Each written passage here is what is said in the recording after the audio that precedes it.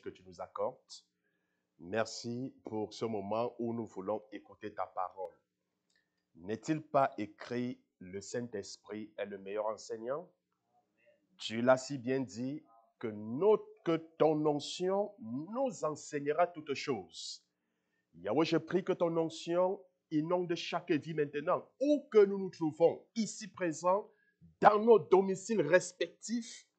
Yahweh, ouvre notre entendement, donne-nous la capacité, la grâce d'écouter, de comprendre ta parole et surtout de pouvoir la mettre en pratique. Tout esprit ce matin qui pourrait se lever contre la connaissance de ta parole, contre ta volonté, nous les mettons hors d'état de nuit. Et nous déclarons que seul Jésus soit glorifié en ce moment. Merci Seigneur, au nom puissant de Jésus-Christ. Amen. Gloire à Dieu. Alors, bien-aimés, vous vous souvenez, peut-être pour ceux qui suivent les rencontres portant sur la guérison divine, nous avons abordé un enseignement sur la foi grandissante, la foi qui grandit comme un grain de sénévé. Et je vous avais fait comprendre en fait que la foi grandit en parlant, en prononçant, en déclarant la parole de Dieu. Vous vous souvenez très bien. Alors, je n'avais vraiment pas détaillé, j'avais pris quelques exemples, ainsi de suite.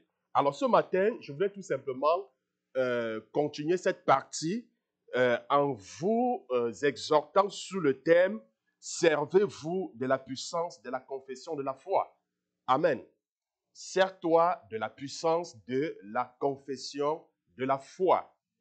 Alors, il est important de savoir que tous les bienfaits de la croix, tout ce que Jésus a accompli sur la croix, nous le recevons par la puissance de la déclaration. C'est en confessant, c'est en déclarant ces choses que nous l'obtenons. Ça veut dire quoi? Ça veut dire, si tu ne confesses pas ce que tu crois dans ton cœur, tu ne recevras pas. Il faut déclarer, parce que Romains chapitre 10, le verset 9 et le verset 10 le dit, si tu confesses de ta bouche le Seigneur Jésus-Christ, si tu crois dans ton cœur, Dieu l'a ressuscité des morts, alors tu seras sauvé. C'est en croyant du cœur qu'on parvient à la justice et c'est en confessant de la bouche qu'on parvient au salut. Alors c'est lorsque tu déclares, c'est lorsque tu confesses, c'est lorsque tu proclames audiblement, pas dans ton cœur, confesser c'est déclarer, que tu parviens à la solution. Bien-aimé, il y a 3 milléniums, c'est-à-dire 3000 années, quand Israël avait atteint l'apogée de sa splendeur. Le sage Salomon a écrit dans Proverbes, Proverbes chapitre 6, le verset 2. Il dit, tu es enlacé par les paroles de ta bouche. Salomon dit, tu es enlacé, tu souffres, tu es dans des difficultés, tu es dans des problèmes, si je peux ainsi utiliser des mots, à cause des paroles de ta bouche. Bien-aimé, je voudrais tout simplement nous rappeler que la Bible dit, la vie et la mort sont au pouvoir de la langue. Et quiconque l'aime en mangera les fruits. De ta bouche, tu seras béni, et de ta propre bouche, tu seras condamné.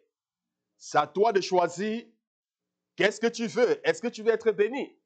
Alors, si tu veux être béni, tu dois donc apprendre à confesser le positif. Bien-aimé, ta bouche contient la puissance pour mettre un piège. Nos bouches ont la puissance pour guérir, la puissance pour libérer, et même la puissance pour tuer et détruire. Ça dépend de ce que nous décidons d'en faire. Vos paroles contiennent une puissance, je voudrais dire, qui dépasse votre imagination. Vous n'avez pas idée de ce que la portée des paroles qui sortent de vos bouches. Je dis bien, ça dépasse notre imagination. Dieu l'a dit en premier, bien-aimé. Je parle ici d'un individu plus grand que Salomon. Bien évidemment, il s'agit de Jésus. Lui-même a exalté le mystère de la puissance, de la confession, de la déclaration. Lorsqu'il dit dans Marc au chapitre 11, le verset 23, Marc chapitre 11, verset 23, il déclare audacieusement, je vous le dis en vérité, si quelqu'un dit à cette montagne, ôte-toi, ôte-toi de là et jette-toi dans la mer, et s'il ne doute point en son cœur, soulignez, mais croit que ce qu'il dit arrive, il le verra ça s'accomplir. Jésus, de manière audacieuse, le dit. Il dit, je vous le dis en vérité. Je vous le dis en vérité. Je tiens à noter que la parole de Dieu doit être acceptée. Est-ce que vous comprenez? La parole de Dieu doit être acceptée. Il dit, je vous le dis en vérité. C'est une vérité certaine. C'est une vérité absolue. Il dit, si quelqu'un d'entre vous dit à cette montagne, ôte-toi de là et va te jeter dans la mer, s'il ne doute pas, mais croit dans son cœur que ce qu'il a déclaré, ce qu'il a prononcé, ce qu'il a confessé, ce qu'il a dit, s'il croit que cela arrive, que cela doit arriver, alors cela arrivera. Gloire à Dieu. Donc, bien-aimés, je sais que nous questionnons ceci. Nous avons douté et même rejeté cette parole. Mais je tiens tout simplement à nous dire ce matin que la parole de Dieu est vraie. Cette déclaration n'a pas besoin d'être questionnée. Je n'ai non plus besoin de vous soumettre une explication moderne à cette déclaration. Hein? Je n'ai aucune explication moderne à vous dire. Comment est-ce que je peux dire à cette montagne, ôte-toi et va te déplacer, hein?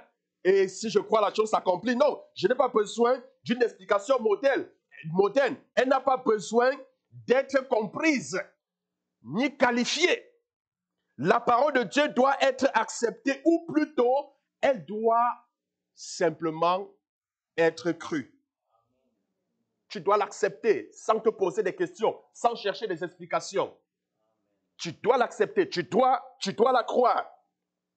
La Bible dit, bien-aimé, dans Romains, au chapitre 3, le verset 4, Romains chapitre 3, verset 4, loin de là, que Dieu, au contraire, soit reconnu pour vrai et tout homme pour menteur.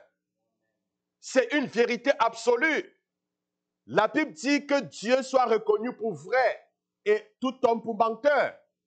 Alors si Dieu te dit ce matin, s'il le dit dans sa parole, si tu dis à cette montagne, ôte-toi, c'est quoi la montagne? Ça peut être la maladie.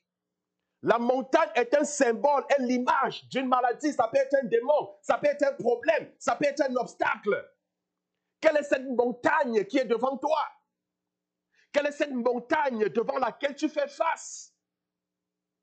Jésus te dit, tu peux ordonner à cette montagne de se déplacer de ton chemin. Tu peux ordonner à cette montagne de quitter ta vie. Tu peux ordonner à cette montagne de quitter ta famille. Tu peux ordonner à cette montagne de quitter tes affaires. Tu peux ordonner à cette montagne de quitter ta famille, de quitter ton foyer. Et si tu ne doutes pas, mais crois que ce que tu déclares arrive, alors tu verras la chose s'accomplir. Nous avons des montagnes. Quelle est ta montagne ce soir, bien-aimé? Quelle est la montagne qui se trouve devant toi ce matin? Par la puissance de la déclaration, bien-aimé, tu peux ôter cette montagne. Gloire à Dieu.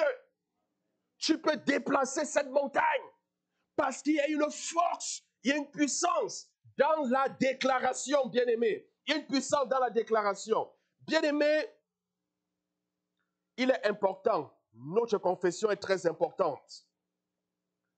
Vous pouvez peut-être encore me dire, mais Pasteur Corneille, ceci ne peut pas être littéralement vrai. Mais c'est vrai. Amen. C'est vrai. Oui, c'est vrai. Vos paroles sont pleines de puissance. Si vous croyez, vous aurez ce que vous demandez ou ce que vous déclarez. Si vous croyez, par le biais de la confession, vous obtiendrez tous les bienfaits de la croix. Quels sont les bienfaits de la croix? Jésus a dit, sur la croix, tout est accompli. Qu'as-tu besoin? Jésus l'a accompli sur la croix. Et par la puissance de la déclaration, tu obtiens tout ce que Jésus a accompli pour toi. Gloire à Dieu. Alors, je tiens à nous rappeler que cette confession dont je vous parle et dont je vous exhorte à vous servir cause quelquefois des résultats négatifs. Amen. Elle cause quelquefois des résultats négatifs. Bien-aimé, il est tragique de réaliser que cette puissance de vérité est accomplie malgré notre incrédulité. Je prends un tout petit exemple dont j'ai souvent l'habitude de prendre. Supposons que votre fillette, peut-être de 8 ans, de 7 ans, vient vers vous avec les narines qui coulent. Vous dites, mon Dieu, elle a chopé une grippe. Elle a attrapé une grippe. Qui vous a dit qu'elle a une grippe? Les narines ne font que couler, mais vous déclarez déjà qu'elle a attrapé la grippe. Et finalement, la grippe finit par arriver, par s'installer à cause de votre déclaration. Donc, vous avez ce que vous avez confessé, bien que cela soit négatif. Amen. Oui, bien-aimés, nous devons toujours garder le positif. Faisons très attention. Même en tant que parents, les enfants que nous avons à la maison, nous devons faire très attention aux paroles que nous déclarons, que nous prononçons sur nos enfants. Ces paroles, souvent même nous le faisons involontairement. Et ces paroles ont des effets sur eux. Ces paroles agissent contre eux. Bien-aimés, notre confession peut aussi avoir des résultats positifs. Alors, si ce principe opère dans une direction négative, et il est ainsi, mais pourquoi ne pouvons-nous pas, comme chrétiens, devenir absolument positifs dans notre confession? Pourquoi ne pouvons-nous pas devenir positifs dans tout ce que nous disons, dans tout ce que nous déclarons? Même quand nous traversons les moments les plus obscurs, soyons toujours positifs. Nous allons voir Job. Job qui a traversé des moments difficiles dans sa vie. Job qui a subi toutes sortes d'épreuves. Il est resté positif dans ses déclarations. Il est resté comment? Positif. Sa femme lui a dit, maudit même ton Dieu est mère. Il a dit jamais, je ne ferai une chose pareille. Il n'a pas accusé Dieu. Non, il n'a pas accusé. Mais en toute chose, il donnait gloire à Dieu. Je reviendrai là un peu plus bas. Alors, prenons l'exemple précédent. Votre fillette de 5 ans arrive vers vous et puis elle a, n'est-ce pas, elle a les narines qui coulent. Alors, vous dites à l'immédiat, Jésus a pris nos infimités et il s'est chargé de nos maladies. Lui, n'est-ce pas, qui a porté sur lui nos péchés en son corps sur le bois afin que, mort au péché, nous vivions pour la justice. Lui, par les maîtrises duquel nous avons été guéris. Vous voyez, vous êtes positif dans votre confession. Alors, face à ce que vous dites, l'infinité doit abandonner la petite fille. Et vous avez ce que vous avez déclaré. C'est très important. Alors, bien aimé, j'ai constaté qu'il y a 3 éléments importants lorsqu'on parle de la guérison divine. Amen. La première chose, je dis bien 3 choses qu'il faut prendre en compte. La première chose, c'est quand vous êtes malade, c'est-à-dire vous êtes malade, trois choses à prendre en compte. La première, ce sont les symptômes. Amen. Peut-être j'ai mal à la tête, peut-être j'ai mal au ventre, peut-être j'ai mal au dos. Oui, la première des choses, ce sont les symptômes. La deuxième chose, c'est ce que dit la parole de Dieu. Qu'est-ce que la parole de Dieu dit? Nous avons vu que la foi vient en entendant. Hein? La foi vient en quoi? En attendant. En entendant. C'est quoi entendre la parole de Dieu? Nous l'avons expliqué. Ça peut être une conviction intérieure. Ça peut être par un passage des Saintes Écritures où le Saint-Esprit nous parle. Ça peut être dans des rêves. Ça peut être par révélation. Ça peut être par prophétie, etc. En entendant, entendre, ce n'est pas tout simplement la prédication. Amen. On entend de plusieurs manières. Alors, la deuxième chose, ce que dit la parole de Dieu. Qu'est-ce que la parole de Dieu dit par rapport à ta maladie? La troisième chose à prendre en compte, c'est ce que vous dites. Qu'est-ce que vous dites maintenant? Je connais, j'ai mal, supposons j'ai mal à la tête. Je reçois du Seigneur qu'il est le Dieu qui me guérit. Dieu me parle peut-être dans un rêve, peut-être dans une vision, peut-être intérieurement. Dieu dit, mon fils, je t'ai guéri. J'ai cette conviction intérieure. Bon, maintenant, la troisième chose à faire, c'est quoi? Qu'est-ce que moi je dis maintenant? Qu'est-ce que je dis? Bien-aimés, ce que vous dites, si vos paroles sont les mêmes que celles de Dieu, la maladie doit vous quitter. C'est très important. Si tu confesses, c'est ce que je vous ai dit, on doit confesser la parole de Dieu. On doit parler la parole de Dieu. C'est ça la puissance de la déclaration de la foi. Parle la parole de Dieu. Alors, si mes paroles sont conformes, sont en accord avec la parole de Dieu, alors la maladie me quitte. Si ma confession, si vos paroles sont contraires à la parole de Dieu, qu'est-ce qui se passe? La maladie va rester. La maladie va rester. Alors, bien-aimé, j'ai envie tout simplement de vous dire ce matin, la réponse à ton problème se trouve dans ta bouche. Amen. La réponse se trouve où? Dans ta bouche. Ce n'est pas loin. Ce n'est pas dans le ciel. Ce n'est pas de l'autre extrémité. Mais c'est où? Dieu a mis la solution c'est dans ta bouche. La solution se trouve dans ta bouche.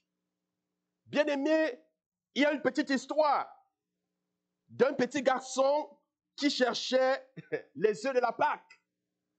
Amen. Alors, sa mère les avait cachés et elle lui avait promis qu'ils étaient dans la chambre, mais qu'il devait chercher et trouver les œufs. Alors, tantôt la mère dit, non, tu es tout près, tu es tout près. Oui, tu es tout près des œufs. Non, tu es en train de t'éloigner. Tu es en train de t'éloigner. Non, mon fils, les œufs sont tout près. Non, tu es en train de s'éloigner. À un certain moment, il était désappointé. Il était fatigué. De chercher, il ne trouvait pas. Il avait les mains sur la hanche. Et sa mère lui dit, mon fils, maintenant tu y es. Tu es tout prêt, tout prêt. Il dit, mais comment je suis prêt? Et puis, il se rend compte, il regarde les mains, tout près de la hanche. Il avait les poches dans son veston. Il envoie les mains, il se rend compte que les œufs étaient dans les poches. C'est qu'il cherchait partout. C'était là. C'était avec lui. C'était tout près. Qu'il ne le pensait. C'était dans ses poches. Bien-aimé, ceci tout simplement, ceci bien-aimé illustre la façon dont plusieurs parmi nous prions. Amen. Ceci illustre la façon dont plusieurs parmi nous prions. Nous essayons en fait de trouver Dieu et la réponse à nos besoins en cherchant dans le ciel et sous la terre. nous cherchons, nous prions, nous jeûnons, nous lisons les Saintes Écritures, bien évidemment, tout ceci est en accord avec la Bible. Je n'en disconviens pas. Amen. Tout ceci est en accord avec la Bible. On doit jeûner, on doit prier, on doit chercher la face de Dieu, ainsi de suite. Mais qu'est-ce que cette Bible dit? Qu'est-ce que la Bible dit? Lorsque nous regardons dans Romains chapitre 10, le verset 8. Romains chapitre 10, le verset 8. La Bible dit, la chose que vous cherchez partout, la Bible dit, est près de toi, dans ta bouche, et dans ton corps, et dans ton cœur de temps pour moi. Or, c'est la parole de la foi. La Bible dit, c'est où? C'est dans ton cœur. C'est dans ta bouche. C'est quoi? C'est la parole de la foi. Alors, bien-aimé, tu dois parler par la foi. Parle par la foi. Dis à quelqu'un tout près de toi, parle par la foi. Parle par la foi. Amen. Parle par la foi. Dans Romains chapitre 10, c'est le verset 9. Bien-aimé, Dieu attend pour que vous commenciez à parler par la foi afin que vous possédiez tout ce que vous dites. Alors, Romains chapitre 10, verset 9 dit quoi? Si tu confesses de ta bouche le Seigneur Jésus, si tu crois dans ton cœur que Dieu l'a resté des morts, alors tu seras sauvé. Si tu crois dans ton cœur que Dieu l'a resté des morts, tu seras sauvé. Le verset suivant dit, c'est en croyant du cœur qu'on parvient à la justice et c'est en confessant de la bouche qu'on parvient au salut. La dernière fois, je vous avais dit, lors de nos programmes de délivrance, que le mot sozo, en fait, c'est un mot grec, qui signifie quoi? Qui signifie être sauvé, être délivré, être protégé, guéri, préservé, bien-être, rendre entier. Est-ce que vous comprenez? C'est ça la signification. Et je vous disais donc que c'est un mot en fait inclusif choisi par le Saint-Esprit pour vous montrer en fait la puissance de la parole, la puissance de la déclaration, la puissance de ce qui sort de votre bouche. Est-ce que vous comprenez? Donc, c'est très important, bien-aimé. La chose que vous cherchez et pour laquelle vous priez est tout simplement dans votre bouche. Cette chose que tu cherches, cette chose pour laquelle tu pries, c'est dans ta bouche. C'est dans ta bouche. Bien-aimé, c'est dans ta bouche. C'est dans ta bouche. Est-ce que tu peux le dire maintenant? Est-ce que tu peux le crier? Est-ce que tu peux le confesser à haute voix? Est-ce que tu peux le dire à quiconque veut l'entendre? Oui, tu dois le déclarer parce que c'est en confessant, c'est en proclamant, c'est en disant ce que tu crois dans ton cœur que tu parviens à la délivrance, au salut. C'est très, très important. Donc, bien-aimé, cette importante vérité travaillera pour toi. Nous voyons dans Apocalypse, chapitre 12, le verset 11, nous voyons un groupe d'individus auquel il est dit, ils l'ont vaincu. Ils ont vaincu qui? Ils ont vaincu le diable. Quand je parle du diable, je parle de ses œuvres, entre guillemets la maladie, et bien d'autres œuvres du diable.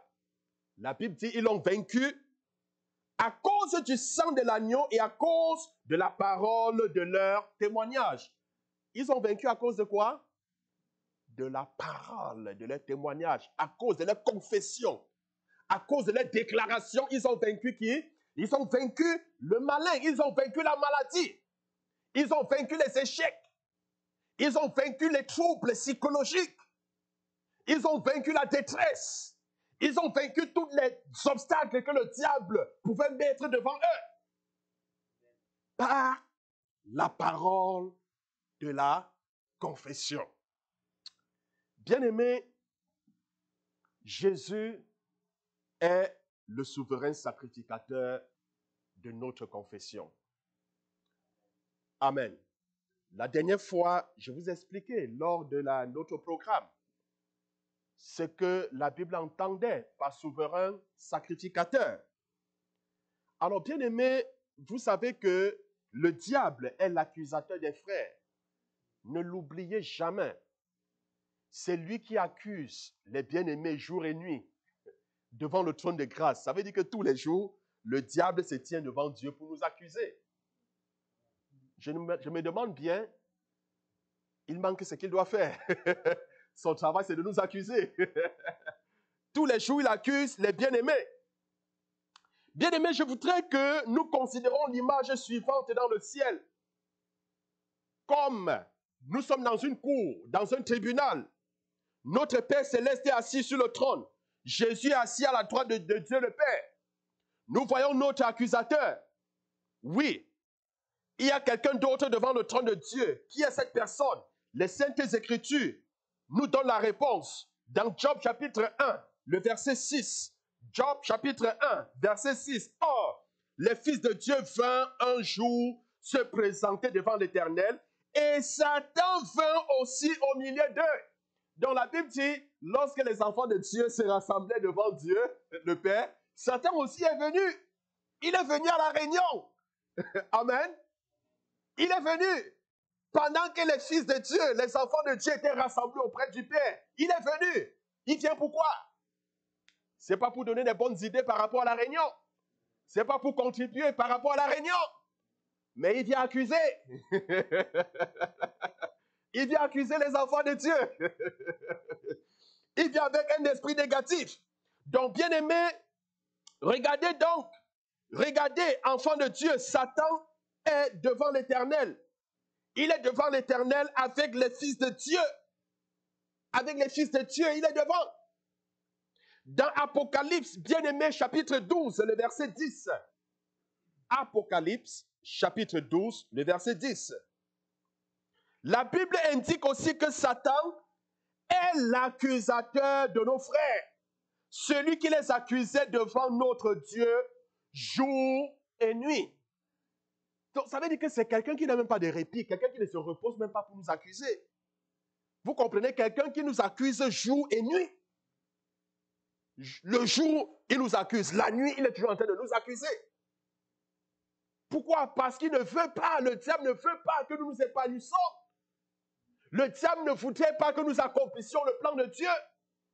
Le diable est jaloux de nous. Est-ce que vous comprenez? Il est jaloux.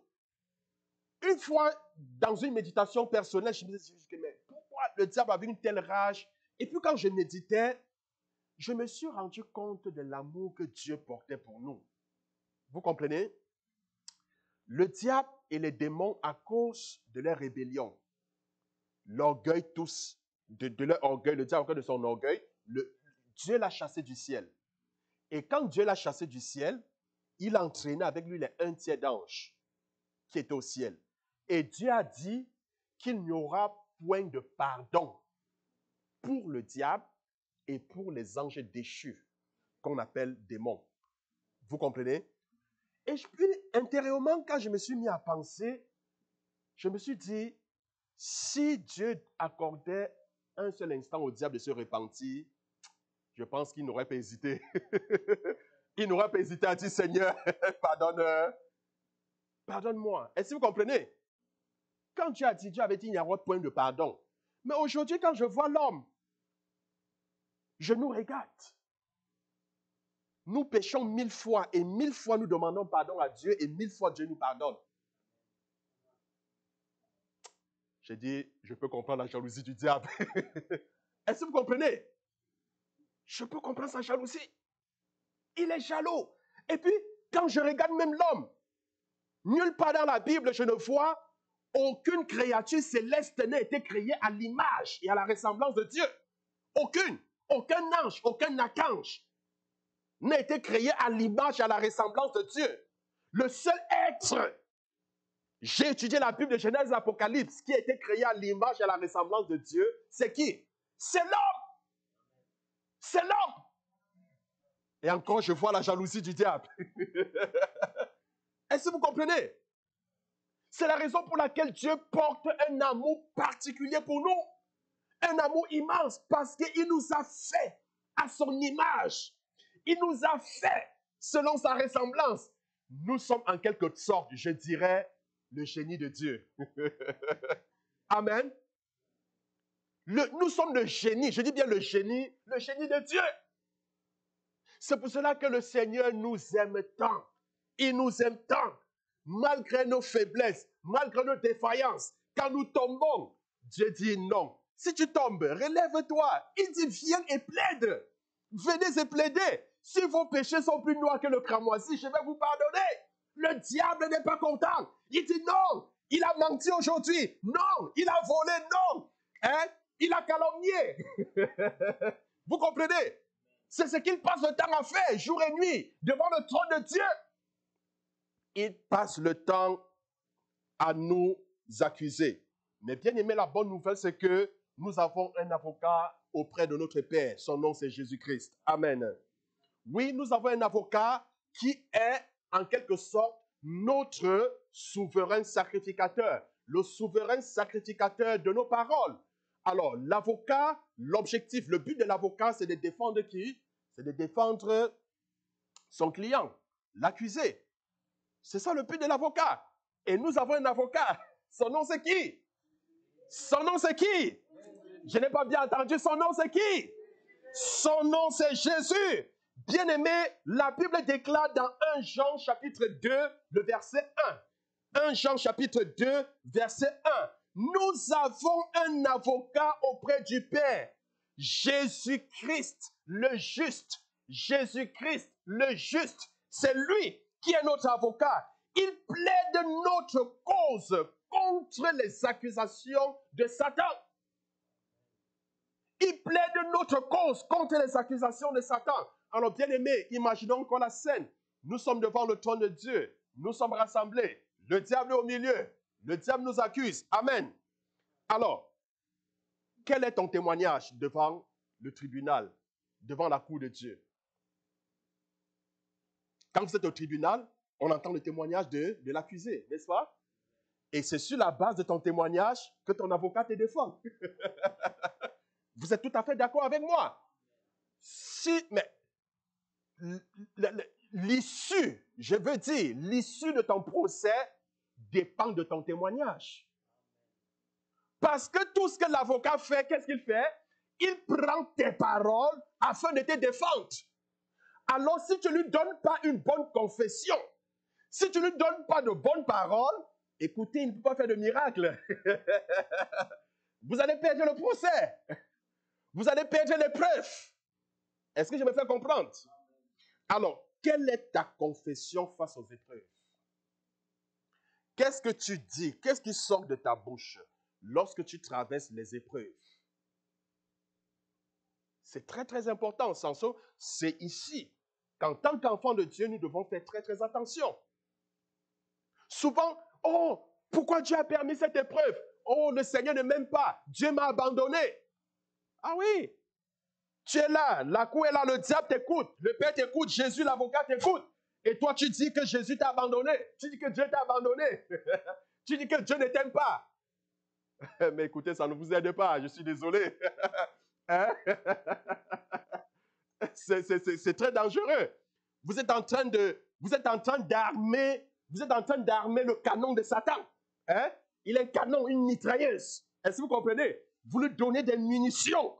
Hein? Quand vous confessez ainsi, vous lui donnez davantage les munitions pour vous accuser, pour vous combattre. Est-ce que vous comprenez? Quelle est ta confession? De quoi se sert-il pour plaider? Dieu se sert de notre confession pour pouvoir plaider.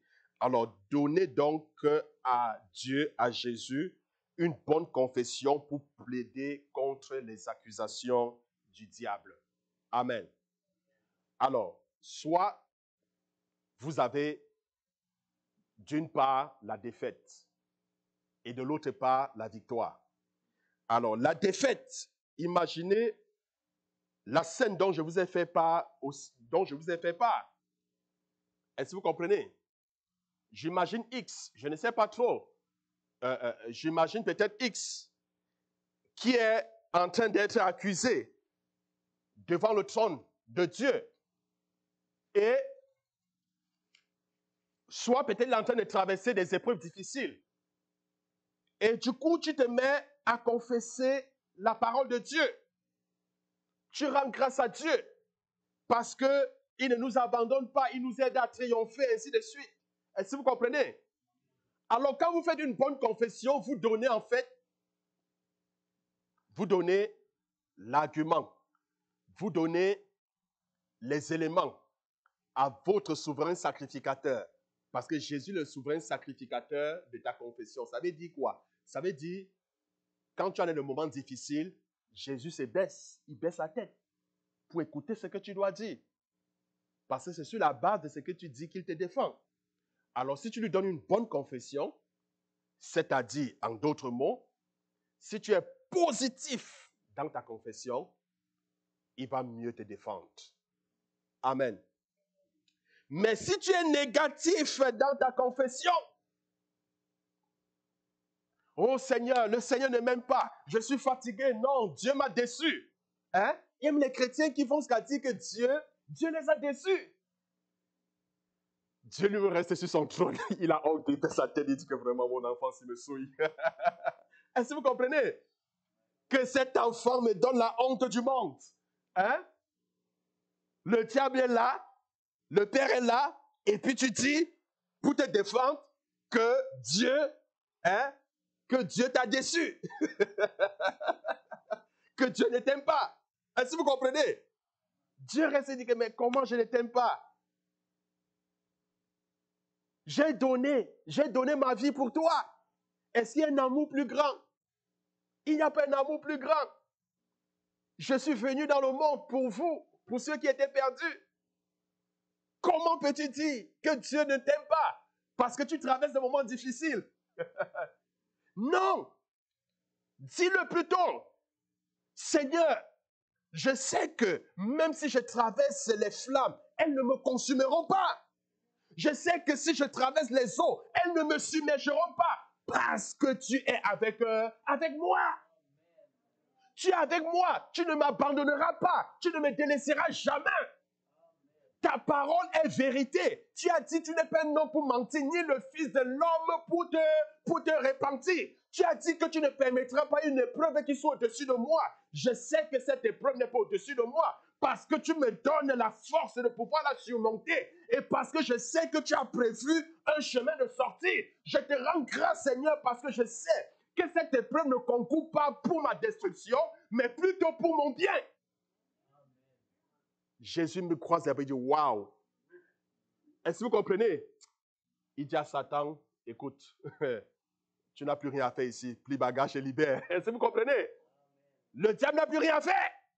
Vous lui avez donné une bonne confession pour vous défendre. Quelle est ta confession, bien-aimé? Si elle est positive, alors tu auras la victoire. Alors, bien-aimé, si je reviens très rapidement pour chuter à l'expérience de Job. Oui, l'expérience de Job peut être la nôtre.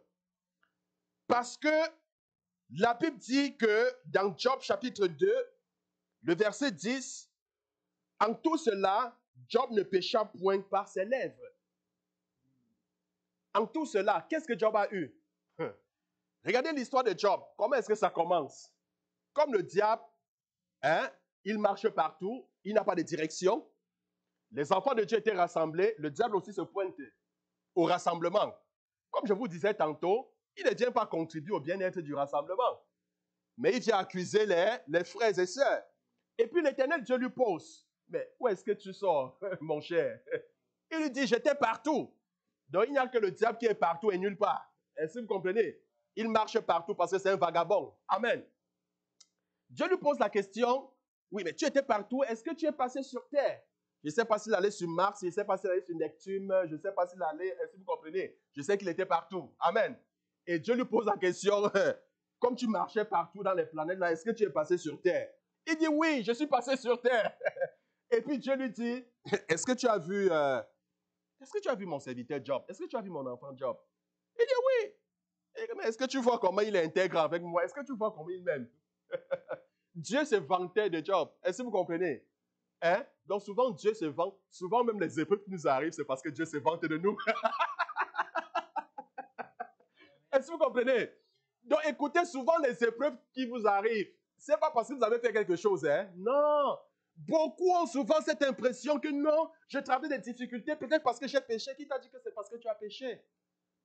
Ce n'est pas parce que tu as péché, c'est pas à cause de la malédiction. La malédiction n'a rien à y voir. Amen. C'est parce que Dieu s'est trop vanté de toi. Et le diable s'est fâché. Est-ce que vous comprenez? Dieu s'est trop vanté, comme il s'est vanté pour Job. Et puis, Job dit, oui, je l'ai vu. Oui, mais il te craint, hein? Il te craint parce que tu lui as tout donné. Il est intègre avec toi parce que tu lui as tout donné. Tu lui as donné une femme, tu lui as donné des enfants, tu lui as donné des richesses, il est riche. Comment est-ce qu'il ne doit pas te craindre? Dieu lui dit, non, mon cher. Job ne me craint pas à cause des richesses que je lui ai données. C'est parce qu'il m'aime. Vous comprenez? Dieu lui dit, c'est parce qu'il m'aime. Il ne me craint pas, il ne m'adore pas, il n'est pas fidèle envers moi sur la base de ce que je lui donne, mais c'est à cause de l'amour qu'il a pour moi. Satan lui dit non, c'est faux. Permets donc que j'aille lui enlever cela. Vous voyez là où le malheur de Job vient. Satan lui dit, permets que j'aille lui ôter ces choses que tu lui as données. Tu verras toi-même qu'il va te régner. Dieu dit, bon, vas-y, fais tout ce que tu veux, mais ne touche pas son âme. Fais tout ce que tu veux, mais ne touche pas son âme. Alors Satan est donc descendu. En une journée, il a fait des ravages. Il a pris toutes ses richesses. Il a tué toutes ses bétails. Il avait des milliers de bétails. Il a tué tout en une journée. Job a tout perdu. Imaginez, vous avez des milliards. En un jour, vous perdez tous vos milliards. Je pense que c'était certains chrétiens ici. Le jour où ils devaient maudire Dieu. Ils devaient régner leur foi. J'abandonne Dieu. C'est même quel genre de Dieu qui fait ce que j'ai tout perdu en un jour. Vraiment, est-ce que c'est vraiment Dieu que j'ai pris? Non, c'est Dieu que tu pries. Dieu a permis que tu perdes cela. Amen. Rends plutôt grâce à Dieu. Job n'a pas maudit Dieu. Job n'a pas péché contre Dieu. Oui, parce que Job 2, verset 10 le dit. Rien de mauvais n'est sorti de sa bouche. Il a plutôt glorifié Dieu. Bien-aimé, comme ça ne suffisait pas, il a perdu tous ses enfants. Tous ses enfants sont morts. Je pense encore, bien-aimé, que si c'était certains chrétiens, ils auront dit, Seigneur, trop c'est trop. Il y a quand même des limites. Est-ce que vous comprenez? Il y en a qui tiendront ce langage.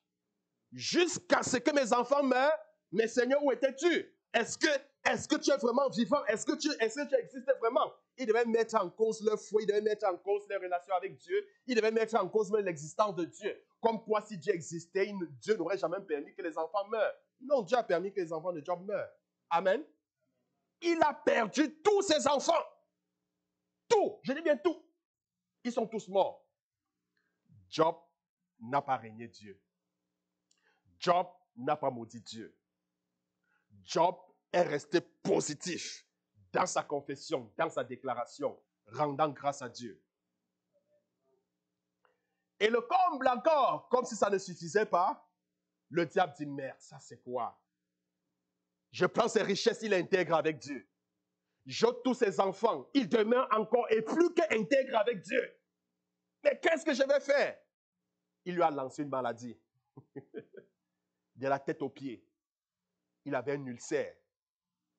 La Bible dit qu'il s'est gratté avec les taisons de bouteille. Ça veut dire que même les mains là, ça ne parvenait pas, il s'est gratté, ça ne marchait pas. Lui prenait les taisons, il brisait les taisons de bouteille, il s'est gratté en longueur de journée avec les taisons de bouteille. Même ses amis sont arrivés, ses proches. Ils ont dit, ce qui t'arrive là, certainement tu as péché contre Dieu. Vous comprenez? Même les siens commençaient à l'accuser. disant qu'il est responsable de ce qui lui arrive. Dans les épreuves, à un certain moment, il y a des personnes autour de vous. Au lieu que ces gens vous soutiennent, ces gens viennent encore remuer le couteau, le couteau dans la plaie. Est-ce que vous comprenez? Il y a des gens comme ça. Ne soyez pas surpris, il y a des gens comme ça. Je dirais même que ce sont des personnes instrumentalisées par le diable. Mais ne regardez pas ces gens, regardez plutôt le diable qui les instrumentalise. Est-ce que vous comprenez? Et apprenez à dire Satan arrière de moi et non d'attaquer la personne physiquement. Ce n'est pas la personne, c'est le diable. Est-ce que vous comprenez? Sa femme même était débordée. Sa femme a dit non, trop, c'est trop. Sa femme a dit mon mari, maudit Dieu et meurt.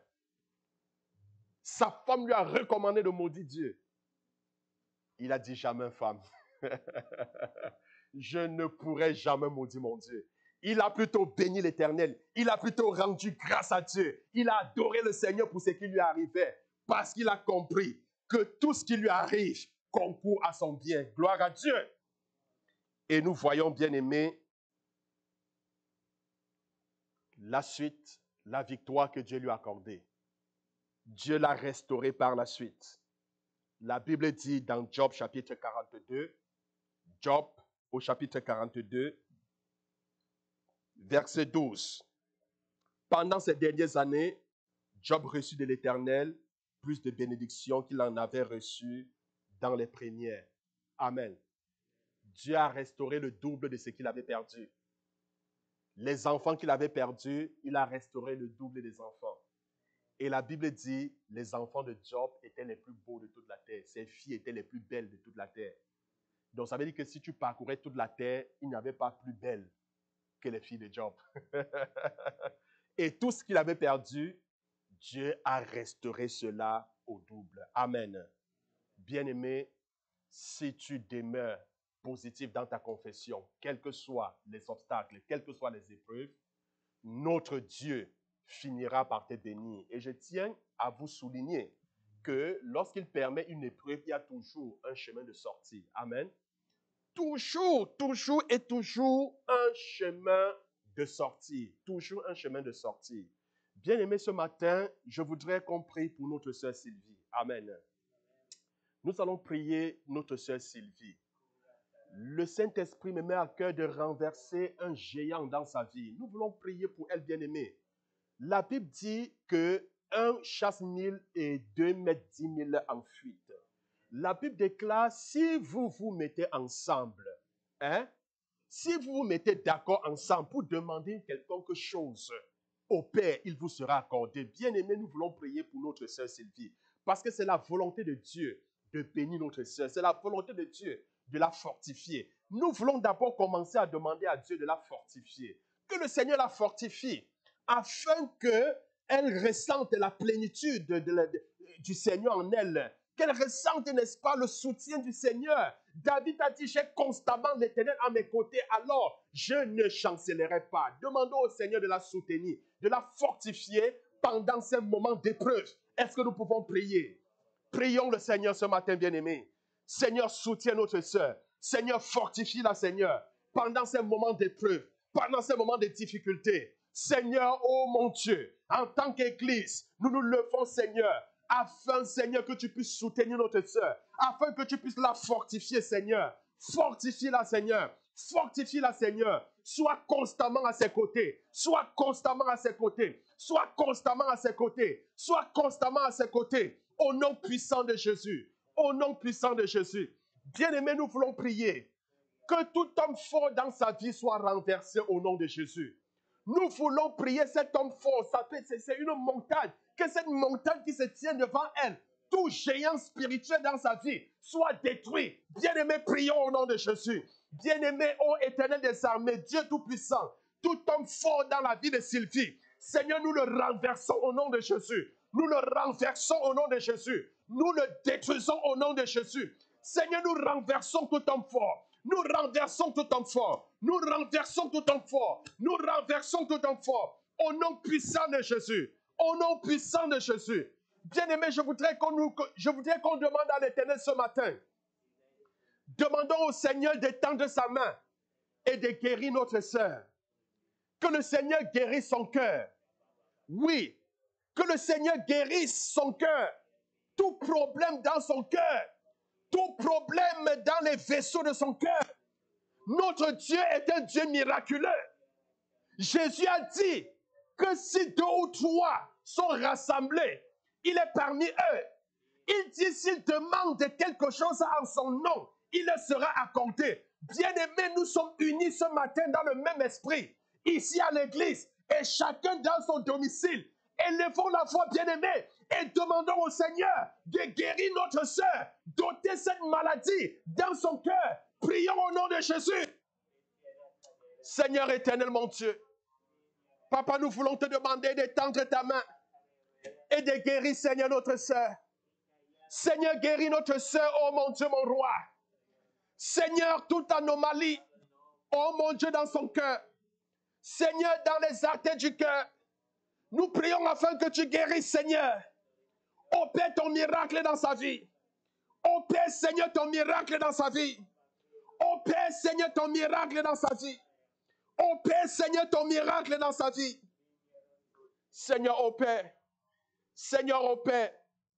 Seigneur, opère. Oh, gloire à toi, Seigneur. Gloire à toi, mon Dieu. Seigneur, agis. Seigneur, agis, ô éternel. Papa Yahweh, agis. Seigneur, agis. Mon Dieu, où est qu'elle se trouve maintenant? Quel que soit le lieu où elle se trouve, Seigneur, mon Dieu. Nous prions, Seigneur, que ta puissance puisse la visiter. Nous prions, Seigneur, que ton onction de guérison puisse la visiter. Oh, mon Dieu, il est dit, Seigneur, que tu as porté sur toi nos souffrances. Tu as accepté l'insupportable à cause de l'amour que tu avais pour nous. Tu as été frappé, humilié. Tu as été rejeté et par tes maîtresses, nous sommes guéris. Par tes maîtresses, nous déclarons la guérison du cœur de notre sœur. Par tes maîtresses, nous déclarons la guérison du cœur de notre sœur. Nous déclarons la guérison, Seigneur, de toutes les parties du corps de notre sœur qui souffrent. Seigneur, nous prions que la puissance du calvaire, Seigneur, se manifeste dans sa vie, se manifeste, Seigneur, dans son cœur. Oh mon Dieu, nous ôtons tout ce qui bouge, Seigneur. Oh mon Dieu, les carotides du cœur au nom de Jésus. Nous relâchons ta puissance de guérison. Nous relâchons ta puissance libératrice. Nous relâchons ta puissance délivrante. Oh Seigneur, agis. Seigneur, agis. Seigneur, agis. Mon Dieu, agis. Éternel, agis.